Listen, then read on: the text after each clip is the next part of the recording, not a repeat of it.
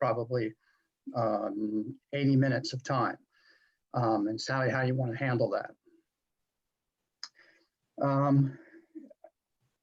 Really, I'm at the end of an academic career. I'm retiring in a few months. And I've been a professor of history of science for my time. That's been my title for most of the time I've been at Messiah.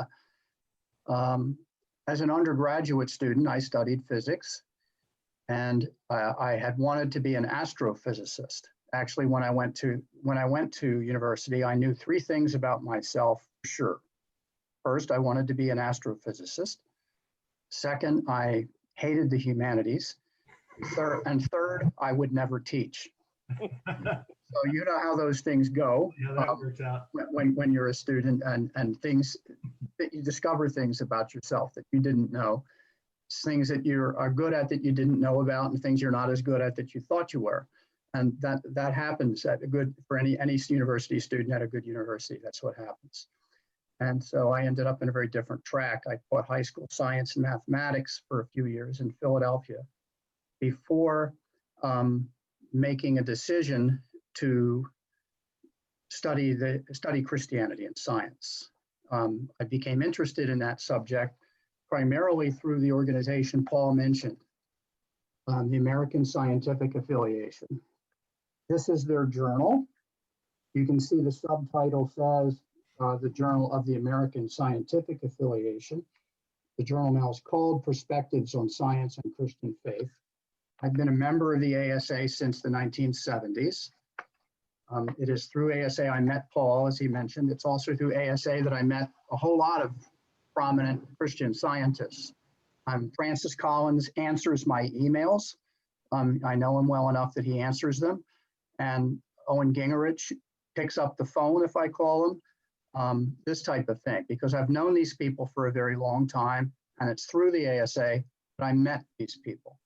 If you're interested seriously in Christianity and science, you really should become an ASA member if you aren't already.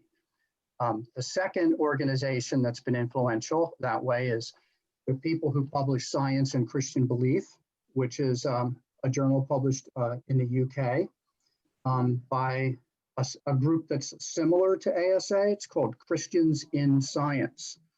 And they are a smaller organization and much more easy for them to physically network with one another because, of course, you know, the UK as a whole is the size of California, and England alone is the size of Illinois. So it's a lot easier for people to do things there together than it is for ASA. But those are the journals that I go to for Christianity and science. There are others as well that will do things, Theology and Science, published by Bob Russell's group out in California, or Zygon, which is not, I wouldn't say is about Christianity and science. They're much more broad in their focus than that. But that's another journal in which issues pertaining to Christianity and science often appear. So you wouldn't necessarily subscribe to academic journals like that, but I do recommend one or the other of Science and Christian Belief or Perspectives on Science and Christian Belief. So Ted, you mentioned that this group is not just a book group, but we are actually part of an association called the Presbyterian Association for Science, Technology, and Christian Faith, which is kind of a mouthful. Jim Miller here is a leader in that in Pastcf, and he usually joins us on these calls. It's a national organization, but I think we are the only active book group that we have right now. Yes, and Jim and I go back a ways too, to the 80s, I think, Jim? Oh, yeah. Yeah. And so I've known Jim nearly as long as I've known Paul, though I don't run into Jim as often. Are you in the DC area? No, I'm actually in the Charleston, South Carolina area now. Okay. I think when we first met, you were in Pittsburgh, right? When we first met. That's right. Yeah. Okay. And some of you probably know Sarah Miles. Yeah. It's from the Presbyterian group. I don't know whether she's still active in it. Yeah. Yes, she is. Yes, okay. I've known Sarah for a very long time also. And she, like me, is trained in history of science. So in those days, there wasn't any obvious route to go in graduate school to pursue an interest in Christianity and science. There were no, to the best of my knowledge, there were no doctoral programs in science and theology or science and religion. And there are multiple such programs today. But I had always been interested in historical aspects of science. And so I figured out what I really wanted to do to end up, to have an end game such as it is, which did work out for me. I wanted to pursue the history and philosophy of science. And I ended up at Indiana University in Bloomington, which was at the time, and perhaps still is, one of the really premier programs of history of science in the world. I didn't know enough about the field to realize who Richard S. Westphal, Sam Westphal, was before I landed on the ground in Indiana. But he was at least of his generation, he was the premier Newton expert. And perhaps of all time, he is the one who's still, his biography is still considered the definitive biography. It's a massive book, almost 900 pages from Cambridge University Press called Never at Rest. Anyway, not too long after I arrived in Bloomington, I was in Westphal's lecture. They were unbelievable in a good way. They were unbelievable. I got attracted to doing that. So I ended up as a Westphal student. Now, does that make me a Newton expert? Well, relative to the people in the room here, yes. Relative to real genuine Newton experts, not at all. I've published just 2 things on my life on Newton, both of them fairly short. One is an article based on my dissertation, and an updated and much shorter and more popular version of that article is the chapter in here. So I didn't do any new research on Newton to write this. I kind of updated my understanding of some issues I had known about from years before. So it's, no, I'm not a Newton expert. I do know many of the real Newton experts today, and some of the ones who are no longer here with us. But I'm not a Newton scholar myself. I have, on one occasion, I think, seen an Isaac Newton manuscript. I've never actually worked with any of them myself. My manuscript work historically in the 17th century was with Robert Boyle and his circle, not with Isaac Newton. So there may be a lot of technical kinds of questions about which I might hedge or not give a good answer to. It's just because I'm not up to date with Newton scholarship to that extent. I understand what the debates are about today. I listen to these people and I still read some of their things, but I don't participate in them myself. I watch from the outside as the Newton experts go at it. So that's kind of my other area of main research is 20th century American science and religion. I've done a lot of work on that. And I have a book project under contract with Hopkins right now for the related to the religious beliefs of leading American scientists and beliefs of liberal Protestant clergy about science from the period between the world wars. Hardly anyone has written about that topic. And I come to it as an outsider in the sense that's not the theological perspective I would take myself, but as a historian, it's what I've been studying for the last 20 years, is that stuff in between the world wars. People like Robert Millikan and Arthur Holly Compton and Shaler Matthews and Harry Emerson Fosdick, whom Emily quoted in the opening with his hymn, God of Grace and God of Glory. Those kinds of individuals are the people that I've been working on lately, which is a long way from Newton. Okay, so that's kind of, so overall, I really see myself as an historian of Christianity and science. And those are the kinds of things I like to do in the circles I move in when I'm doing scholarship. So that's a little more about me that kind of situates this. I got involved in this project because one of my longtime friends is Ron Numbers, and he and I share an interest in anti-evolutionism, That's one of the things I have written about is anti-evolutionism in the period, same period, in the period between the wars, and just a little bit later, but mostly in the period between the wars, and which is wasn't that much studied historically. Ron enlisted me to be part of that project. He wasn't sure which topic I would be best suited for, but I asked him if I could do the Newton. Since I thought that the actual stuff I had done on Newton was exactly along the lines that he was looking for. It was the one area of Newton I had written about. And so today, the person who is writing most about that aspect of Newton would be Steve Snoblin, Canadian scholar. I do not know whether any of you read any of those essays in that Newton symposium from New Atlantis magazine.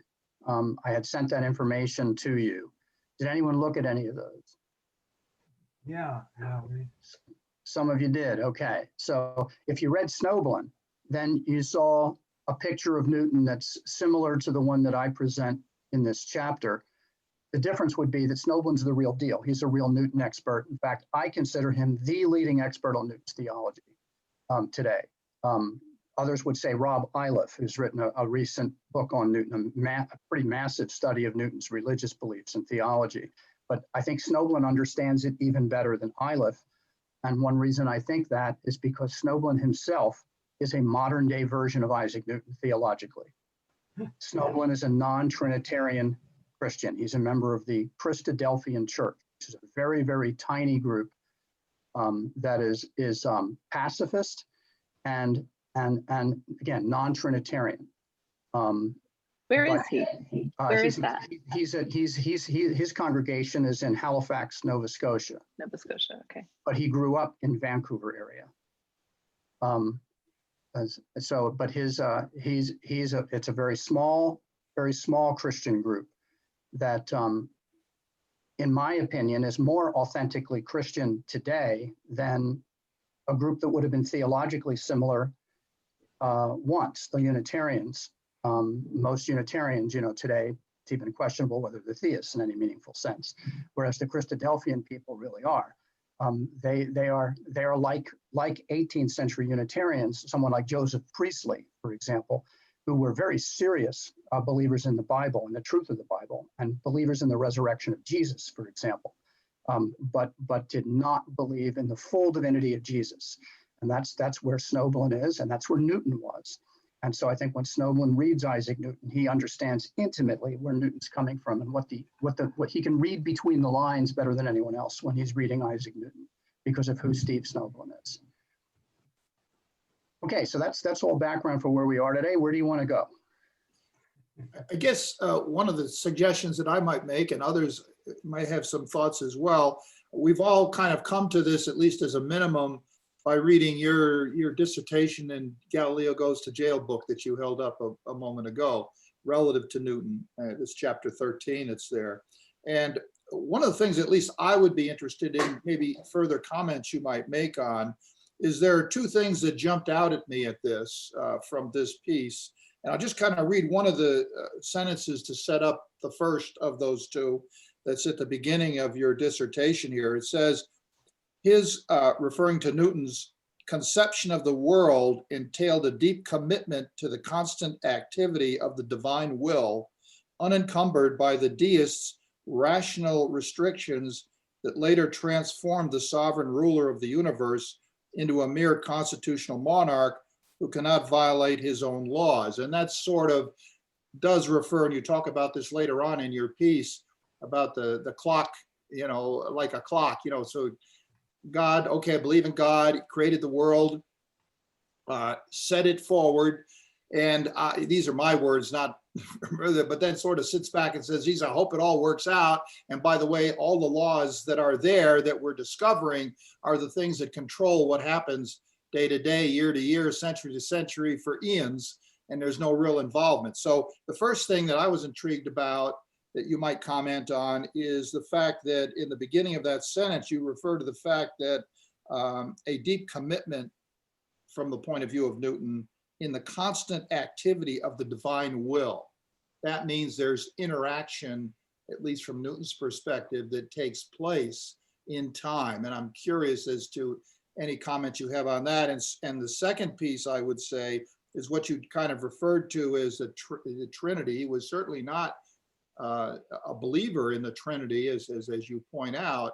However, my question along that line in the second item, if you will, is sort of, okay, you sort of have God, you have Christ, and then you have something we refer to often, at least in a Trinitarian way, the Holy Spirit, which came into light during Pentecost after Christ was resurrected, and is sort of an idea that at least from my perspective, that God, we still have a relationship through the Holy Spirit, even though we weren't able to and are no longer able to interface, let's say, physically with his son. So those are the two questions: God's interaction in the world as an ongoing activity, and how that manifests itself, at least from your perspective or from Newton's perspective, and then this whole idea of the Trinity and how you wash that against the idea of the Holy Spirit. Yeah, well, I might not be able to answer as accurately as I'd like the question about God's ongoing activity and the various forms it takes for Newton. Here, I would recommend you go look for more work by Steve Snowbone on this to see the current understanding of these issues. But when I was writing that, originally in the 1980s, when I wrote a dissertation chapter on Newton, that I was still drawing on when I wrote this, 10 or 12 years ago. What I was referring to there is Newton's belief that a God without dominion is not a God, and a God who doesn't govern in an active sense is not a God at all. So this is fundamental to what Newton means by God. If God doesn't exercise active dominion over the world, then we might as well not even use the word God. He spells this out in his famous General Scholium. The General Scholium was an essay in Latin added to one of the Latin editions of the Principia years after its original publication. Principia was published in Newton's lifetime in 3 different editions, and they're not all identical.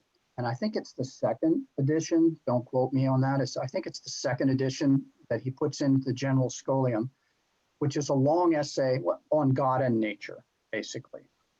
The original edition of the Principia contains the word God either once or twice, not more than twice. But the subsequent edition that includes the General Scholium has dozens of references to God and to the Bible, almost all of which are in this separate essay, the General Scholium.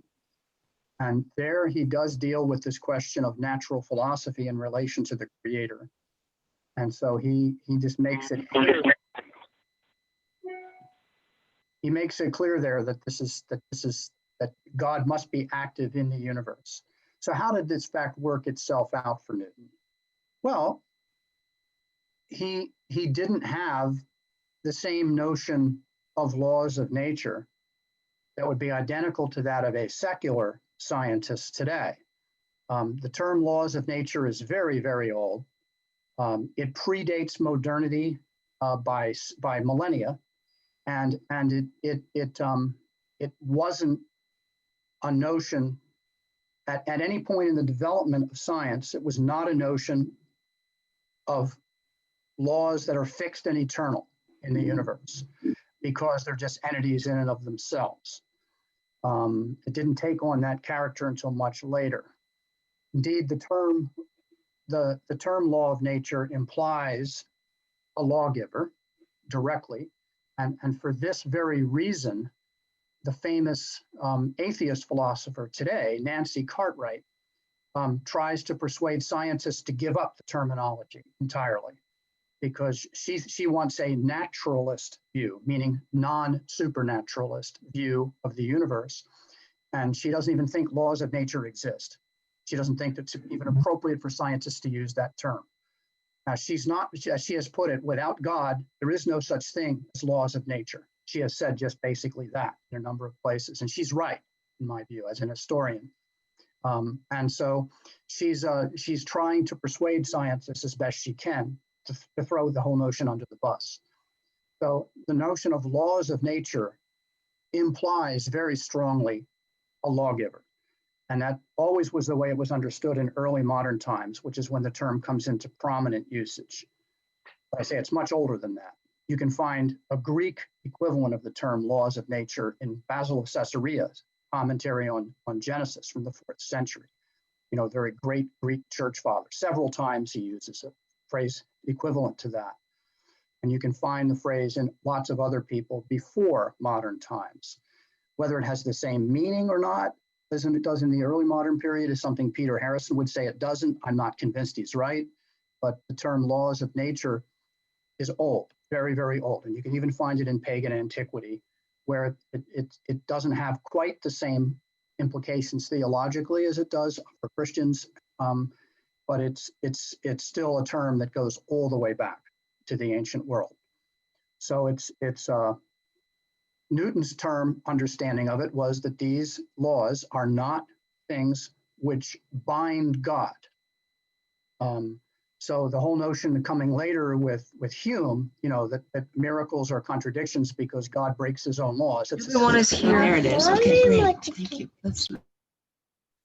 The whole notion that laws of nature are binding on God, and therefore, you know, laws of nature are fixed and eternal, and so God breaks his own laws as a contradiction. It's just a silly notion, historically silly, when Hume presents this in the 18th century.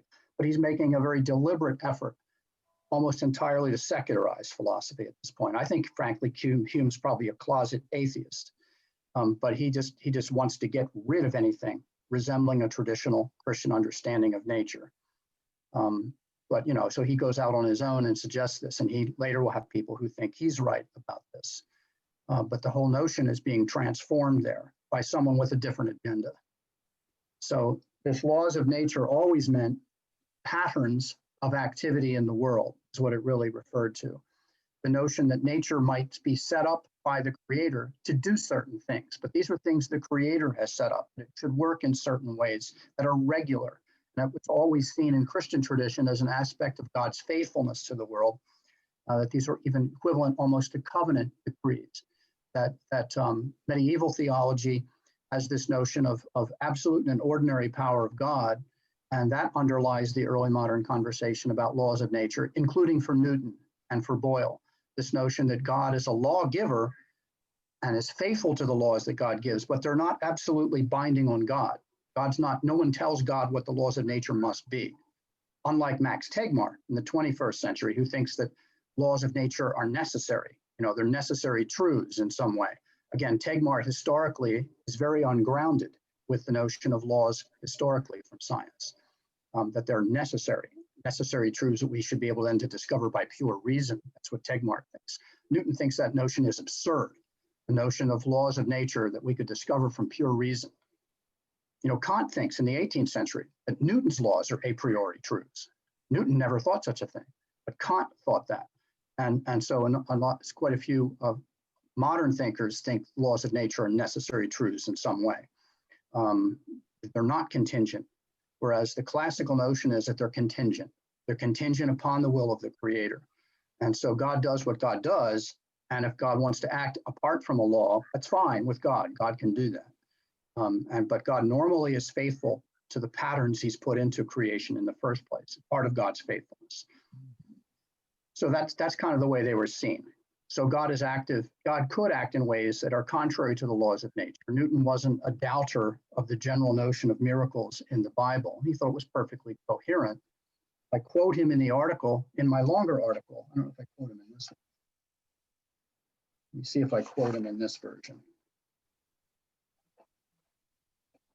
No, not in this version. In the longer version of this, the original scholarly article this is based on, I quote a manuscript at Lehigh University where Newton says that miracle is something which is called because it creates wonder. And he's right. He's talking about the etymology of the word miracle in English. It comes from the Latin verb mirabile. Let me think for a minute. What is the Latin verb? I know the participle. The participle of the Latin verb is miraculum, from which the English word comes. And miraculum means to something which has created wonder, is what it really means. And Newton is referring to this when he says, an act that happens isn't a miracle just because God does it. Basically, what he means by this is God does all things in nature, but it's a miracle because it creates wonder on our part. So it's an act of God that's extraordinary in some way that creates wonder. Boyle would have referred to this as the extraordinary concourse of God. The ordinary concourse of God is what we perceive as law-like behavior in nature. The extraordinary concourse of God is God acting in ways apart from that. So that's part of the background for all of this. That's the best I can do with that divine activity thing. Was Bob that you asked about that, right? Yes, I did. Did you want to go further? No, I think your explanation was good in that regard. I also, and I think I read this from your explanation, but I'm not 100% sure. The idea that, and we've had this discussion before within this group, that if you look historically back, there was a very limited understanding about nature's, I'll use the term laws, I may not be using it right, but the concept of gravity, the concept of the way the cosmos was organized. I think even in your write-up, you refer to the fact that, back in Newton's time, maybe the prevailing belief was that God kind of kept all these things floating around. So both from the standpoint of physical aspects of what his creation is, in addition to, if you will, life and genetic aspects, there was a lot that was not known. And what's happened is over history, we discover more and more things.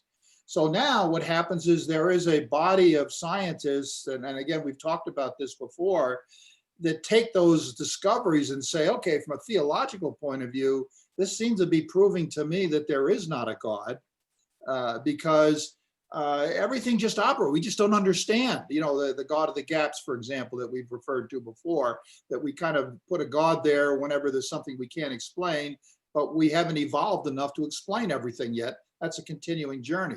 Another bunch of scientific oriented people say, no, the more I learn and discover about the way things work, the more I'm convinced that there is a God in the center of it all. And in fact, that his divine will is playing itself out.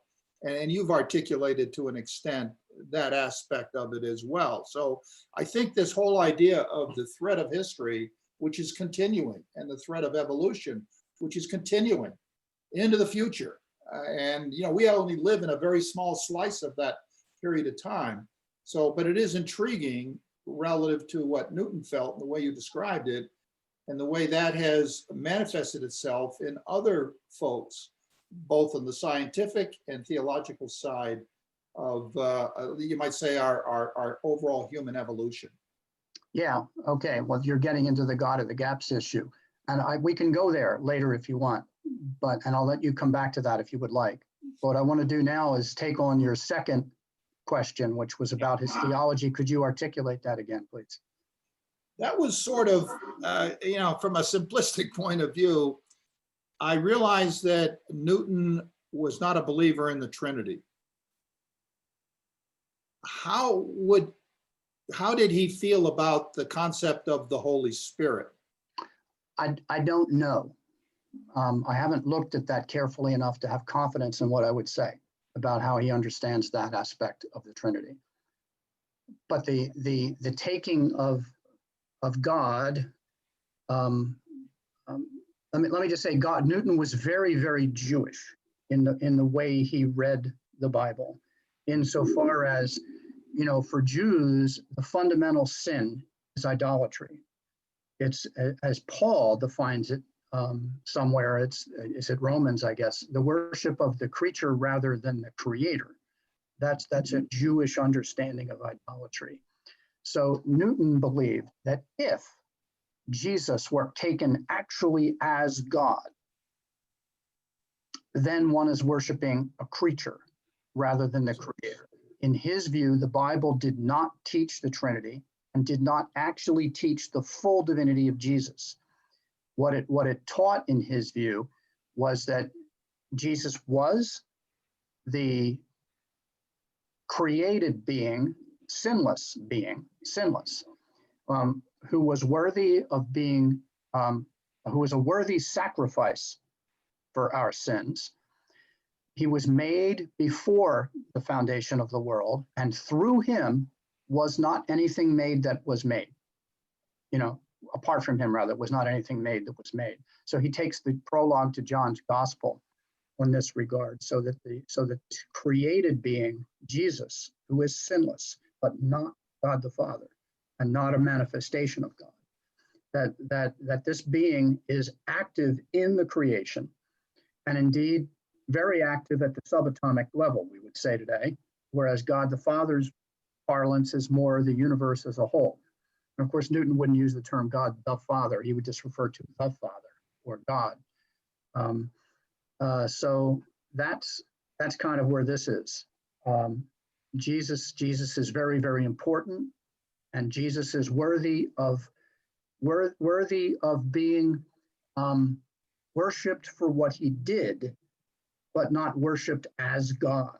He's worthy of our praise for his willing sacrifice unto death for our sins, but not as if he were God himself.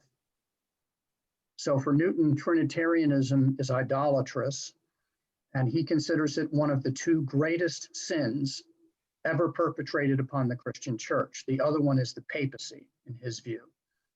And now Newton, of course, is able to voice his anti-papist views as much as he wants in late 17th century England. And this is why he gets knighted. He gets knighted for his support for a Protestant throne and for support for Protestant Cambridge University. Under King James II, which is the mid to late 1680s. Background again for a second, forgive the history lecture for a minute, but the context matters here. You recall that the English threw off monarchy in the 1640s in the Civil War, and they ended up beheading Charles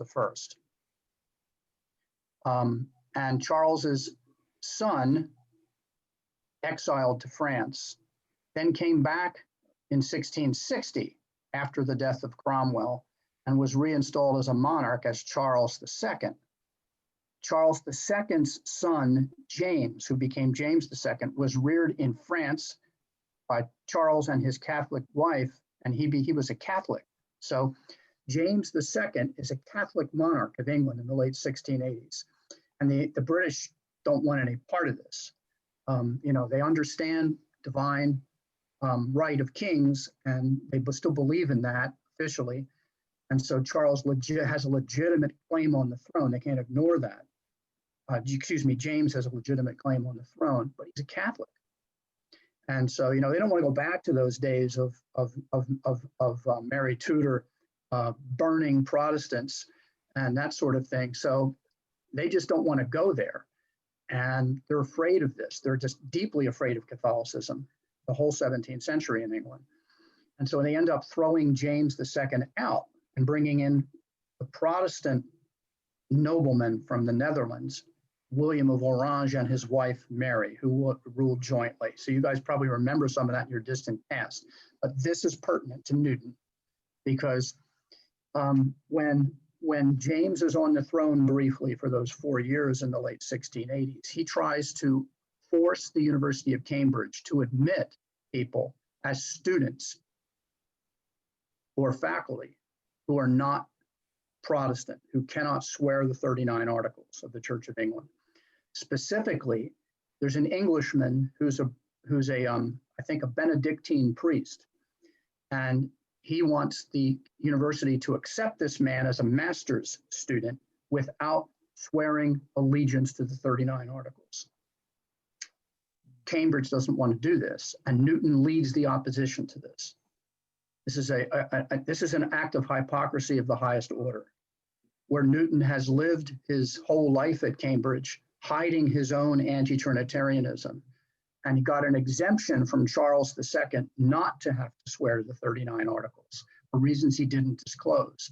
And here comes along this student who wants to be a master's student at Cambridge. Newton leads the opposition. He actually goes to court in Cambridge on behalf of the university and sues the king to try to oppose this imposition of Catholicism on Cambridge. And then his support for Queen Anne in the next century after to succeed William and Mary, to keep the throne Protestant, his support for her in Parliament, he's elected to Parliament a couple of times, lead her to knight him in the run-up to one of the parliamentary elections when Newton's a candidate in the early 1700s. Queen Anne goes to Cambridge, goes right to Trinity College and knights Newton right there on the premises. So this is a political act. It's not you know, in honor of his science per se, although Newton already is pretty famous in this regard. But Newton at that point is no longer active as a natural philosopher. He's working in the Parliament in London. And then he later becomes, you know, has a couple of offices high up in the administration of the English Mint, the people who coin the money. And so Newton becomes a public servant in the latter part of his life and president of the Royal Society at one point. But really his activity as a scientist ceases pretty much after his nervous breakdown in the early 1690s. So that's kind of what the story is there. So that's a bit of a long answer to you. But Newton, you know, Newton was a virulent anti-Trinitarian, and in fact, the story is true that on his deathbed he declined the offer of Eucharist from the priest, the Anglican priest who came to see him.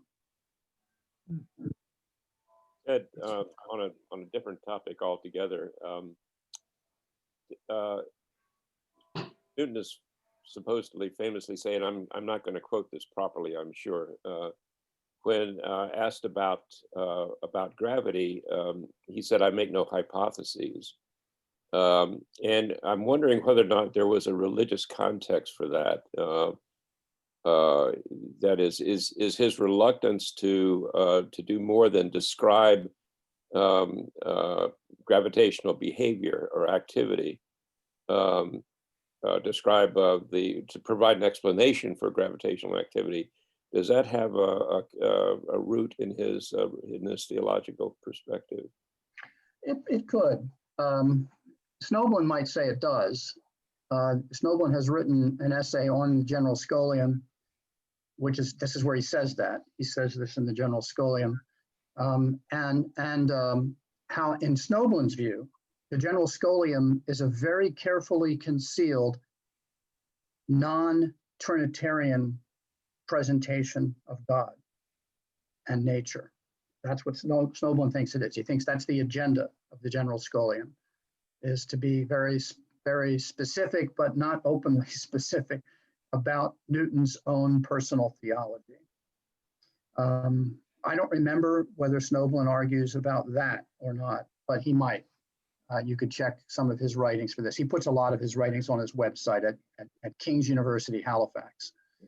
So you can go up there and see. He's the director of the Newton Project in Canada. So you could go up there and see if that's the case. My take on that is this, you know, the General Scholium opens with the famous sentence, "The hypothesis of vortices is pressed with many difficulties." It opens with a sentence that if you don't have the context, you have no idea what he's talking about, which of course is the case for anything, right, that you read from history. If you don't have context, you don't know what they're talking about.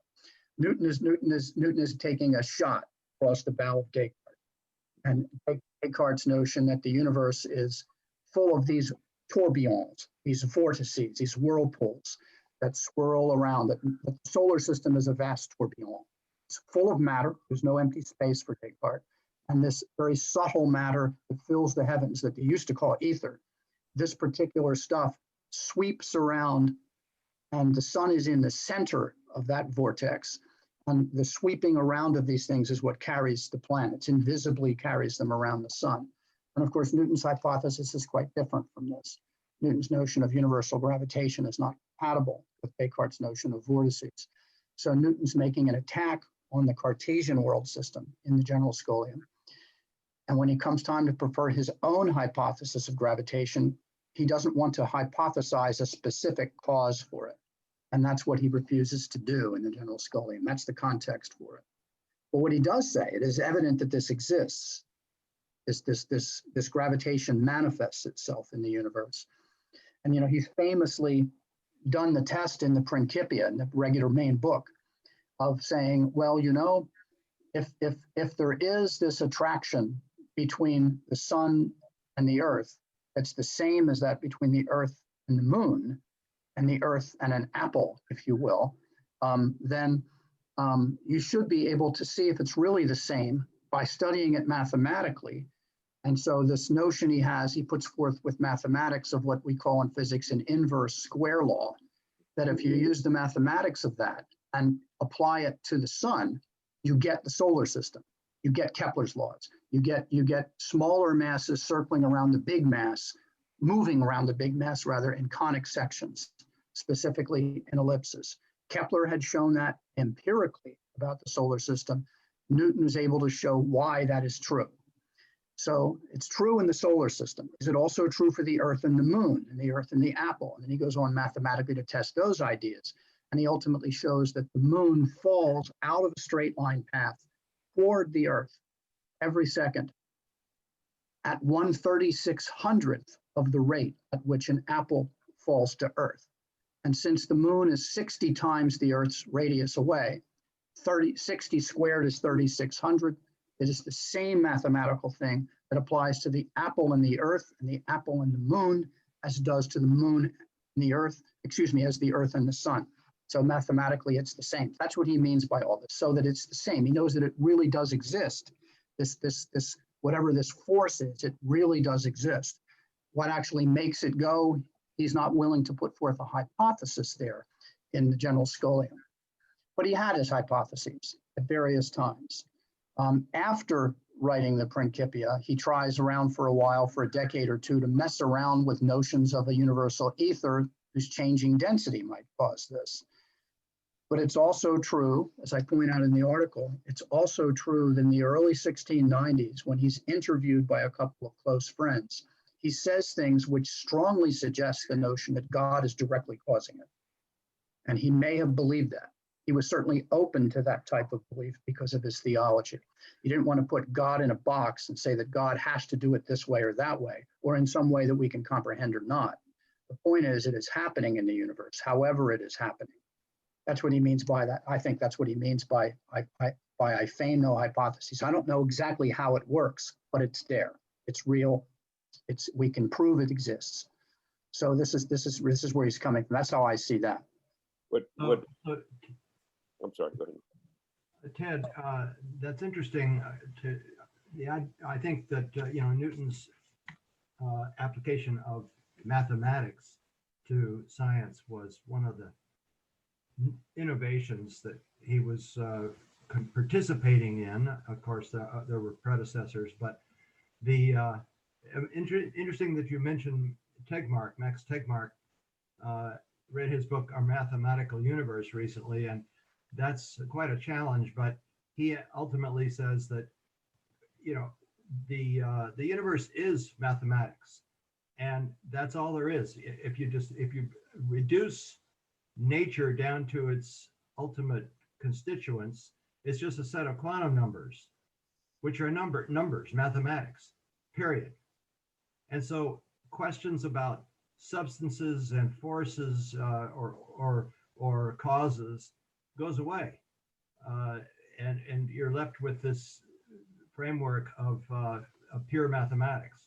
So, and of course, the particular numbers that we have in our universe may not be unique. There may be a multiverse with lots of other numbers in other places and other structures, but it's all ultimately mathematics. Do you think that this is does this make sense in the context of talking about Newton's gravity? Well, I'm not going to comment on whether that makes sense of Newton's gravity in a way. Certainly, Newton wouldn't have recognized it as explaining the universe. But whether it's consistent with it or not, I don't know. I don't know enough about Tegmark's, the details of Tegmark's view. What I do know about Tegmark, the little I do know from reading some of him, is I would describe him as the most robust Platonist in the world of science today. Right. Platonist in the classical sense of timaeus, where the universe is numbers. That's what we can know about the universe. And further than this, that as Tegmark says, as one of his axioms, every mathematically consistent universe must exist. Well, that's an interesting claim. You know, it's not scientific in any meaningful sense. It is a purely metaphysical. But you don't want to pass it off as science. So it's his belief that, as Plato believed, you know, Plato's god, the demiurge, had to create a universe and had to create a universe of a certain kind. These are not matters in which the creator had any choice. The demiurge is good and is the essence of goodness. And if the demiurge could conceive of something existing, then the demiurge would be wrong to withhold that thing from existence, because to give a thing existence is a good for Plato. So Tegmark is doing the same thing. He's saying that if you have a mathematically consistent universe, it must exist. This is where he gets this multiverse notion from. You know, you can write a set of equations and get a universe. Well, but the demiurge had to work on this pre-existing matter, yeah, which Tegmark doesn't have. No, that's right. So he I'm not sure what he thinks of matter anyway. You know, the whole notion of physical causation, as you suggest, doesn't seem relevant to Tegmark. But he is a Platonist of the highest order in this regard. He's doing metaphysics, but this isn't. I'm not making this as a kind of shame on him comment. Natural philosophy is natural philosophy. And that's what Tegmark is doing. Physicists often in the 20th century, or prior to the 20th century, even like to hide their sensibilities for philosophy. And a number of prominent scientists like Hawking and Lawrence Krauss and others have really dissed philosophy and its relevance to science. Well, they literally don't know what they're talking about. When Hawking or Krauss makes a statement like that, they're showing their profound philosophical ignorance. And they're doing is they're not realizing the degree to which they themselves are functioning as philosophers. And you know, the only thing worse than dissing philosophy with understanding what it is dissing it without understanding what it is, because then you're going to go out and do it, and you're going to do it very badly. And in my view, that's what Hawking and Krauss do. They're very, very bad natural philosophers because they deny the validity of philosophy for what they're doing. But Tegmark, I think, openly sees himself as a natural philosopher, and he's going off on that tangent. You know, the closest thing I can think of to Tegmark isn't really that close prior to modern times. Would have been someone, as a scientist, would have been someone like Kepler. But Kepler believed in the reality of multiple levels of causation. Physical causation for Kepler was absolutely essential to the universe. You haven't explained the universe without physical causation. In fact, his whole work on the new astronomy, the most famous book he wrote, has a subtitle in Greek where he says an astronomy, it's equivalent to saying an astronomy based on causes, okay? Based on causes. Whereas he got attacked by his former professor, Michael Meslin, for trying to produce a new astronomy based on causes, meaning mechanical, physical causes, as opposed to one simply looking at mathematics, pure and simple. But Kepler insisted on the reality of physical causes. But he also thought the mathematical causes were real and at their own level completely independent. So, you know, he had what you would call archetypal causes. An example of this would be his answer to the great question in Hitchhiker's Guide to the Galaxy, which they get wrong in that book. You know, the question of what is the meaning of the earth, the universe, and everything? And some of you know the answer is what in the book? Yeah, 46. 46, 47, something like that, right? Wrong. It's 720 is the answer. And Kepler derived that answer in his one of his very first works. It goes like this. You know, we would never have been able to discover the dimensions of the solar system had it not been for the fact that the Earth, that the sun and the moon have the same angular size in the sky. In other words, if you take a nickel at arm's length and it will cover the sun or cover the moon. They have exactly the same angular size as seen from the Earth. Otherwise, a total eclipse wouldn't be possible. And so that particular fact about the universe, which of course in Kepler's mind is an absolutely contingent fact, not a necessary one, means that humans could discover the dimensions of the solar system, because in the ancient world, Aristarchus needed that fact to eliminate a variable in determining the distances to the sun and the moon and the sizes of the sun and the moon. But his method was perfect. The only problem with it was making a couple of the observations precisely enough wasn't possible then. So Aristarchus calculated the distance to the sun and the moon, and the number that they ended up with in late antiquity from Ptolemy of 59 Earth radii from the Earth to the moon is a number that Galileo uses, it's a number Newton uses, and we still use it today. In other words, they knew in the time of Ptolemy, 100 years after Jesus, how far the moon is from the Earth. Too bad Columbus didn't use it. Right. That's another story. We won't go that rabbit hole today. But the fact that the sun and the moon have the same angular size for Kepler is an archetypal feature of the universe, as seen from the Earth. It points to the significance of humanity, that God placed us in the universe in such a way that we would perceive that. Because of course, if we were somewhere else, we wouldn't see the sun and moon having the same angular size, but they do. And so what number did God use for that? Well, he chose half the degree in the sky, so that 720 suns and moons make up a full circle. And he chose the number 720 rather than some other number because it's archetypal. It's divisible by 1, by 2, by 3, by 4, by 5, by 6, by 8, by 9, by 10, by 12, by 15, by 18, etc., going right up the ladder. And because it's divisible by so many numbers, it's archetypal. It's the kind of number God would have chosen to make the universe around. So for Kepler, see, that's a Max Tegmark. That's a Max Tegmark kind of argument. And that's true of the universe. But the physical causation is no less important and no less real. It's true also. He's explaining the universe on multiple levels. See, that they're not, one doesn't eliminate the other. They're both true, and they're both part of the full explanation of the universe. You can't leave one out and get the universe explained. So Tegmark is not Keplerian. By the way, he's throwing aside physical causation as foundational, but he is Keplerian in pointing to the very significance of this archetypal mathematics that he's using. That God would have done it that way, in other words, is basically what Tegmark and Kepler were saying. God would have done it this way.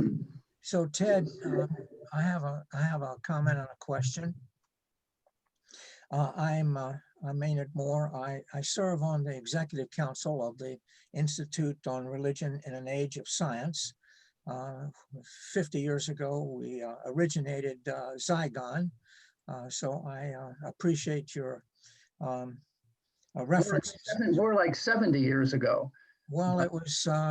Wasn't it the 50s? I should have introduced you earlier. Or was it the 60s? Was it the 60s? It was, yeah, it was about 57 years ago now. Okay. But in any case, I'm United Methodist, and we look to John Wesley as our spiritual father. And Wesley was born in 1703. That makes him a younger contemporary of Isaac Newton. By the time Wesley was born and grew into adolescence, Newton was by that time the Chancellor of the Mint for Britain, and Wesley had great appreciation for Newton. In Wesley's journals and letters, there's about 3 or 4 places where he refers to Newton, and it's always, Wesley always referred to as the great Isaac Newton. And Wesley, in his later years, had great appreciation for the natural philosophers in the British Society, in the Royal Society, the Academy of Sciences of Britain, and published extensively the essays of the members of the society, and urged his preachers to read those essays, 3 volumes of them, and urged them to be conversant with the astronomy and the and the work of the natural philosophers in the society. But you've mentioned Boyle a couple of times. Would you say something more about the relationship of Newton and Boyle? There's not a great deal to be said about it. They interacted relatively minimally. There is, even though, well, they were separated by physical distance for, I would say, well, maybe I'd have to think carefully, but maybe all of their Was it lives. Oxford, right? What, Was Oxford. Boyle was briefly in Oxford. He never was associated directly with the university. He was never a university student himself. Boyle was tutored. He was never a university student, and he never taught at Oxford. But he was briefly in Oxford in the 1650s, up into the early 1660s. He was invited there, I think, by John Wilkins, who was one of the Oxford divines at the university. And he did live there and was actively part of their experimental group for a few years. Newton was in Cambridge. Correct.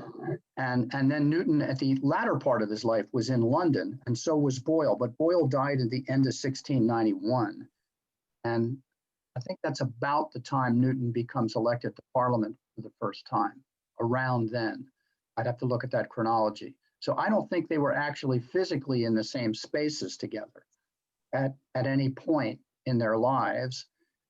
They were both in the Royal Society. Boyle is considered a charter member. He actually he signs the second charter of the Royal Society, early 1660s, not the first.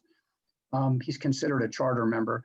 Newton was not a charter member, but Newton became a member. But as soon as he has his interaction with Robert Hooke over optics in the 1670s, he withdraws from public conversation about his science in this way, and doesn't really publish anything significant on optics again until a couple of years after Hooke dies. I think that's actually deliberate on Newton's part. Yeah. So it's he for a while Newton is reclusive in the extreme. It seems to me, I don't know what they think currently about this, but it seems to me that it's somewhere around or after his nervous breakdown when he's 50 years old, that in his 50th year, it's in his 50th year, he's 49, I guess, that Newton becomes much more outgoing, apparently, because it's hard for me to imagine a person as reclusive as the young Newton was to be actively involved in politics in London, to be a member of Parliament and then to have these roles at the English Mint. He has to be somewhat more socially involved at that point in his life. So it, for that, they do correspond briefly. If you give me a second, I'll disappear from the room and come back with the Boyle correspondence. Oh, no, that's all right. And Newton was in a fierce dispute with Robert Hooke. And I just wondered if Boyle had any relationship on that, whether Boyle was trying to be an intermediary or not. I just wondered about the relationship. I don't remember Boyle doing anything like that, but he may have. Okay. I'd have to look that up. Okay, well, let's just leave it. We can do some further research. But in terms of the influence of ideas from Boyle and Newton, I'd really like to see somebody someday sit down and write a serious study of that. Probably a younger person. But my own view is that Boyle influenced Newton significantly on two fronts. One was as an experimentalist, because Boyle was the premier experimentalist in 17th century England. Right. He's not the sole creator of the modern scientific laboratory, but he's one of the 3 or 4 most important historically.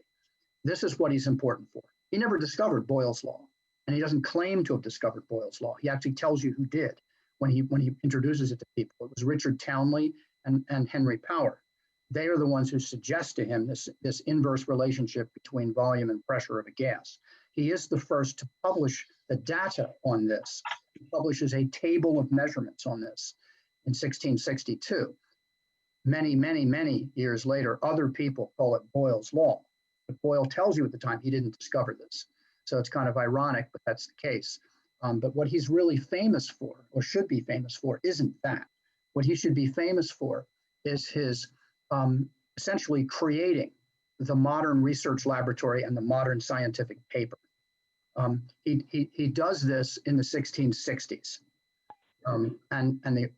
When he's working with Robert Hooke as his student assistant in Oxford, and then when he moves to London with a series of men individually working for him, and he assigns them various tasks, plots out everything. You know, he says on this day we're going to do this. He gets a whole calendar full of experimental activities that they're going to do, except Sunday, when of course he's not making his men work. He does.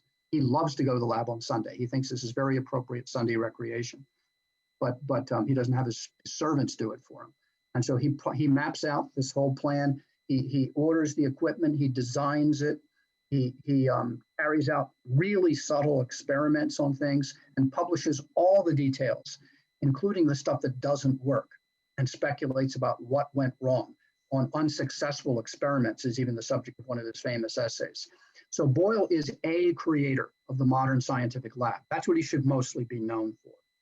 And then he also is known as a philosopher of science and a theologian of science, in the sense that he writes 750,000 words on theological subjects, a lot of them having bearing on natural philosophy, much of it published in his lifetime or subsequently by his editors later.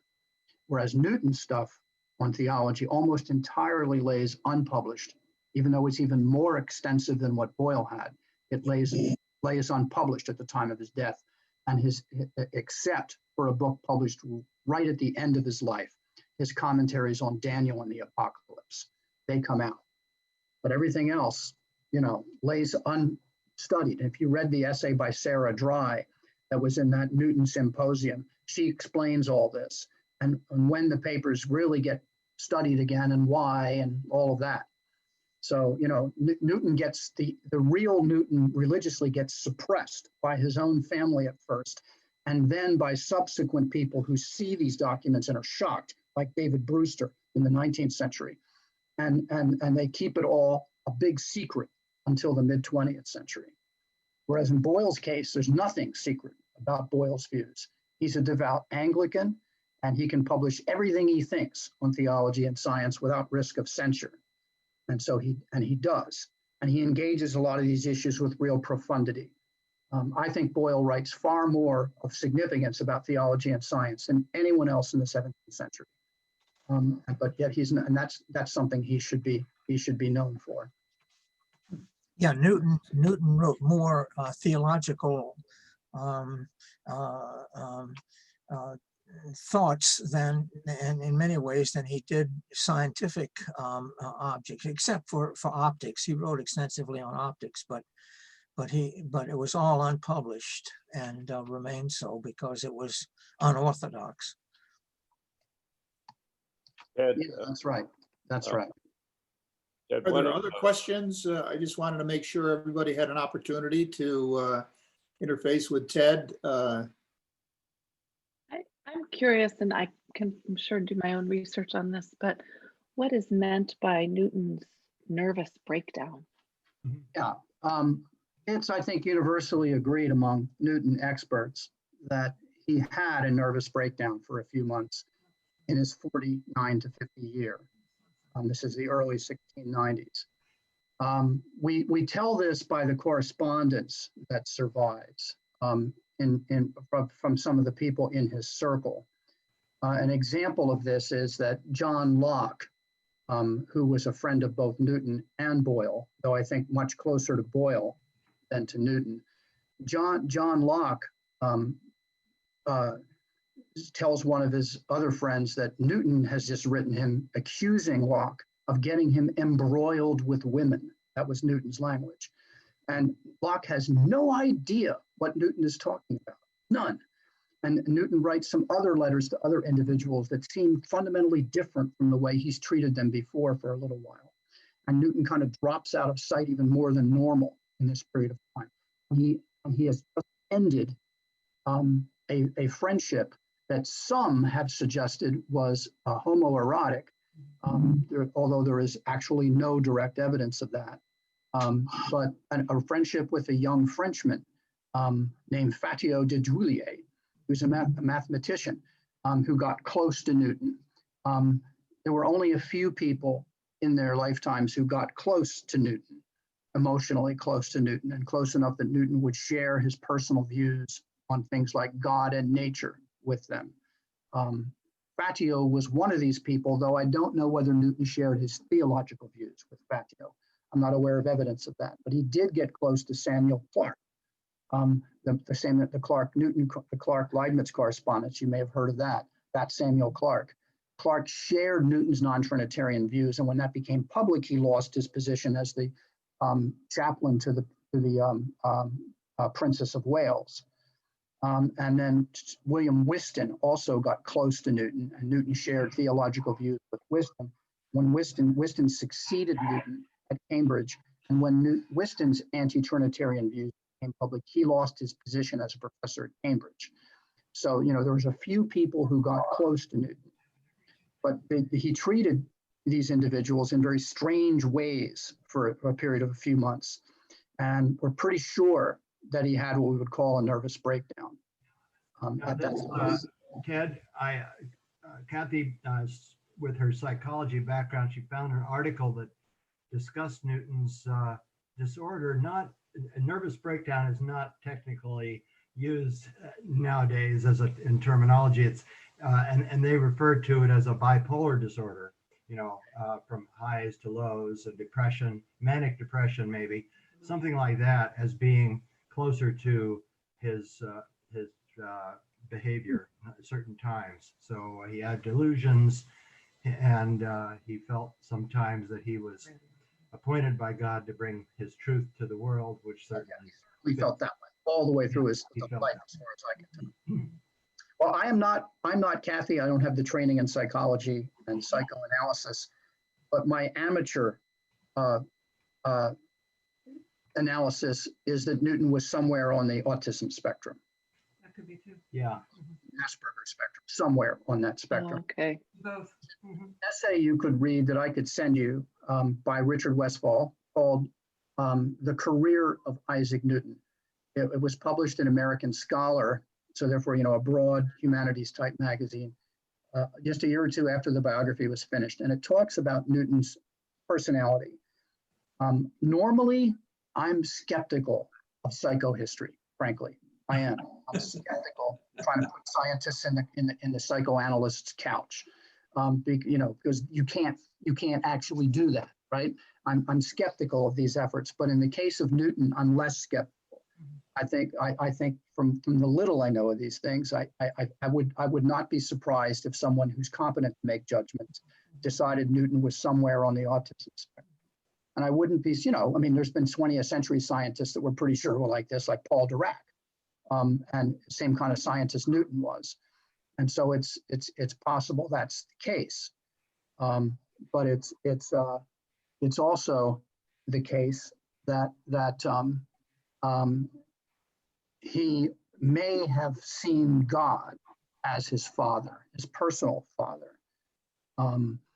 That case was made by historian Frank Manuel many years ago, based on a very careful study of Newton's life.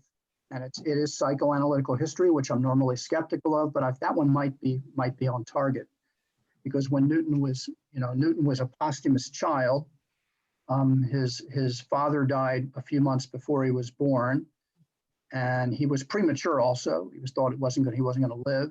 He was a son of a quart pot, according to his own testimony later in life. It's not very big, and he did live, of course. And his mother remarried when Isaac was, I think, like 3 to 4 years old, and she married an older widow preacher, Barnabas Smith, she went to live with Barnabas Smith in his home, and he didn't want this little boy in the house.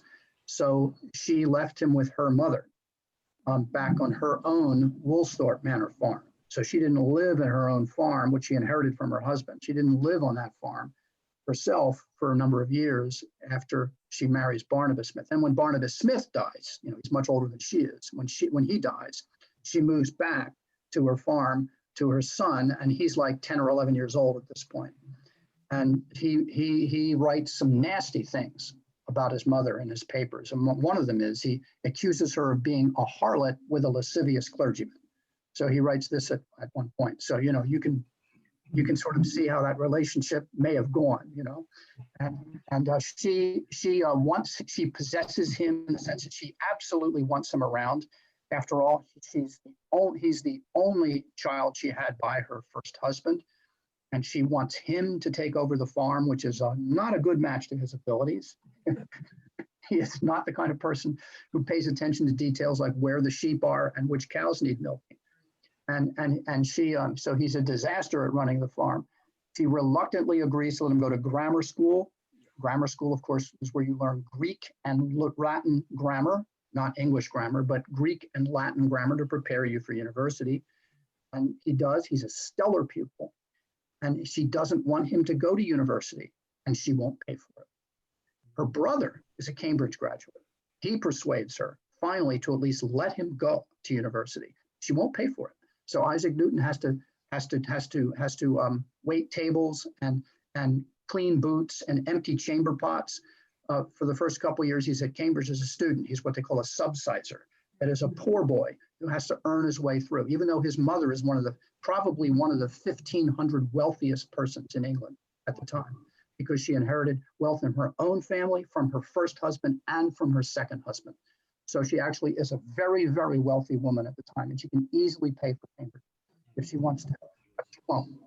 And so eventually Newton gets a full ride at Cambridge through the influence of Isaac Barrow, who's the first occupant of the Lucasian Professorship of Natural Philosophy, the position that Stephen Hawking held at his death.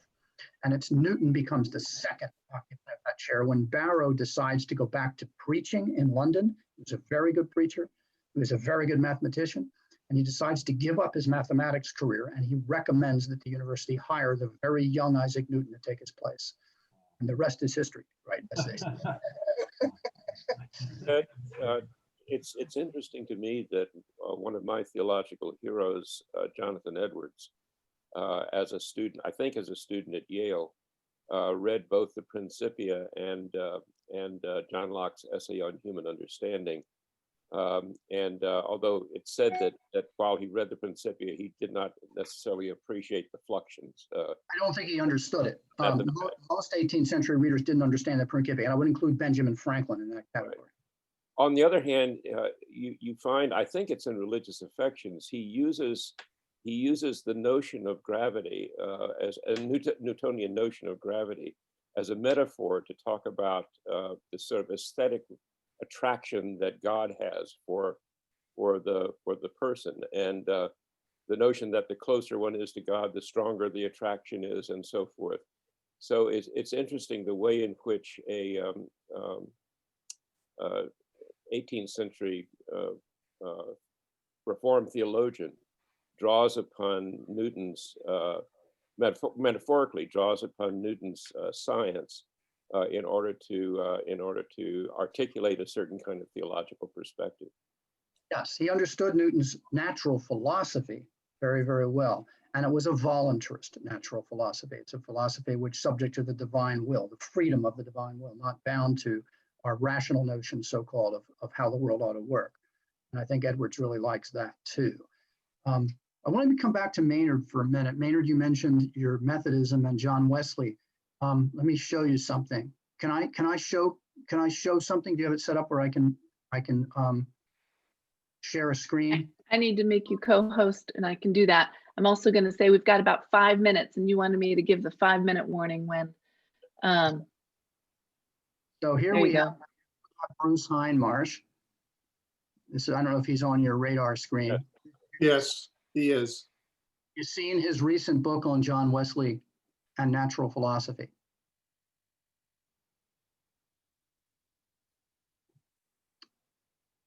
It's this, The Spirit of Early Evangelicalism. Okay, that book is substantially about John Wesley and his encounter with natural philosophy.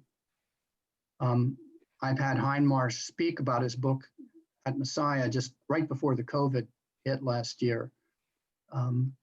In conversation with Bruce, it appears as though something he was not aware of was the degree to which Boyle influenced Wesley. And I think it was at least as much as the degree to which Newton did.